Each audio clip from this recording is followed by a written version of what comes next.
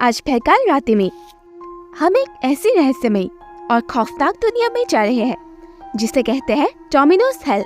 ये कोई urban legend या कोई भूतिया कहानी नहीं बल्कि एक पोएम है। जी हाँ, आपने बिल्कुल सही सुना। डोमिनोज हेल एक ऐसी कर्स पोएम है जिसके बारे में कहा जाता है कि इसे पढ़ने वाले की मौत हो जाती है। भयकाल रात में आप सबका स्वागत है। अगर आपको खौफनाक कहानियाँ हॉरर स्टोरीज पसंद है तो मेरे चैनल को जरूर सब्सक्राइब करें और वीडियो के अंत तक जरूर बने रहे, क्योंकि आज आपको मैं एक ऐसे पोएम के बारे में बताने जा रही हूँ जिसे कहते हैं डोमिनोज हेल। डोमिनोज हेल एक ऐसी जापानीज पोएम है जिसे 1919 में सेजियो यासुदा ने लिखा था। 1920s में लोगों का यह मानना था कि जो भी इस पोएम को जोर जोर से पढ़ेगा उसके साथ भयानक हादसा, यहाँ तक कि मौत तक हो सकती है। तो ये बिलीफ कब से स्टार्ट हुआ? ये बिलीफ तब स्टार्ट हुआ जब लोगों के इसे पढ़ने पर उनके साथ स्ट्रेंज इंसिडेंट्स, भयानक हादसे होने लगे और लोग इसे कर्स्ड यानी कि श्रापित मानने लगे। जब डोमिनोज हेल पोएम पब्लिश हुआ और लोग इसे पढ़ने लगे, लोगों के साथ स्ट्रेंज इंसिडेंट्स होने लगे। इन सम केसेस लोगों की मौत भी होने लगी। जब बहुत सारे रीडर्स के इसे पढ़ने के बाद ऐसे इंसिडेंट्स होने लगे तो लोगों ने यह मान लिया कि डोमिनोज हेल कर्स्ड है। यहाँ तक कि जो डोमिनोज हेल पोएम की ओरिजिनल जापानीज बुक है उसके फ्रंट पेज में भी ये वार्निंग दी गई है, if you read this book out loud tragic things will happen. यानी कि अगर तुम इस बुक को जोर जोर से पढ़ोगे तो तुम्हारे साथ दर्दनाक हादसाएं होगी।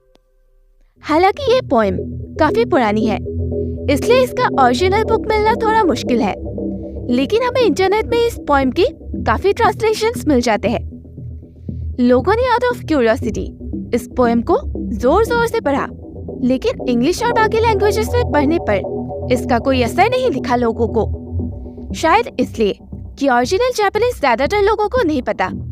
लोगों ने इसका गलत ट्रांसलेशन किया होगा और ओरिजिनल जितनी एक्यूरेट नहीं हो सकती। तो क्या है इस पोएम में?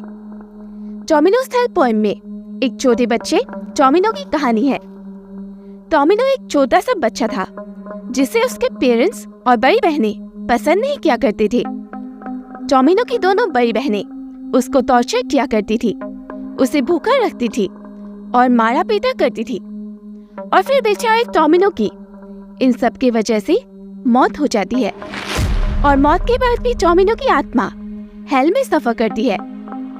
डोमिनो की मौत के बाद उसके पेरेंट्स ने उसे एक डार्क कॉफिन में बंद कर दिया। उसके पीछे रोने वाला या उसके कॉफिन में फूल तक देने वाला भी कोई नहीं था। अब हम इसके राइटर साइजो के बारे में बात करेंगे। राइटर ने इस पोएम को अपनी बहन या पापा की मौत के बाद लिखी थी।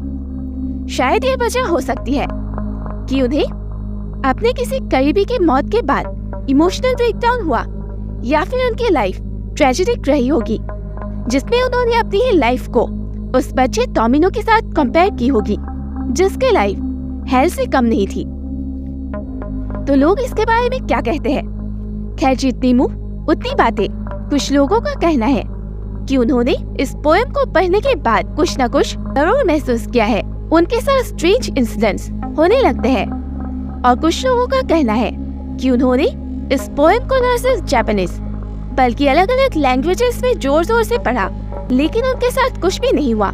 वो आज तक जिंदा है और ना ही उनके साथ कुछ स्ट्रेंज इंसिडेंट हुआ। तो क्या ये पोएम सच में कर्स्ड है?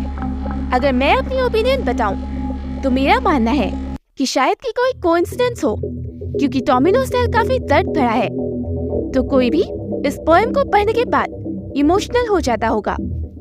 चूंकि यह मानना है कि ये पोएम कर्स्ड है, तो लोगों में पहले से ही ये दर्द और बिलीफ है कि इसको पढ़ने के बाद उनके साथ कुछ गलत होगा, क्योंकि according to law of attraction हमारे साथ वही होता है जिसके बारे में हम ज्यादा सोचते रहते हैं। फॉर एग्जाम्पल, अगर हम ये सोचते रहे कि हमारे साथ कुछ न कुछ बुरा होगा ही होगा, तो हमारे साथ किसी न किसी तरह से बुरा होके ही रहता है। शायद लोगों को हेलुसिनेशंस होता होगा, या फिर उनके साथ कुछ भी बाय चांस बुरा हो तो उसे उस पोएम के साथ रिलेट करने लगते हैं।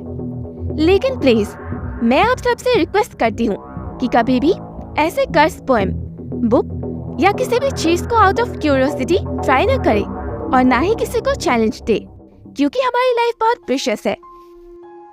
तो आज की वीडियो कैसी लगी? अगर वीडियो पसंद आई तो इसे लाइक जरूर करें और हॉरर लवर्स के साथ शेयर जरूर करें और साथ ही मेरे इस छोटे से चैनल को सब्सक्राइब जरूर करें। मिलते हैं एक और भयानक स्टोरी के साथ। तब तक के लिए डरते रहिए।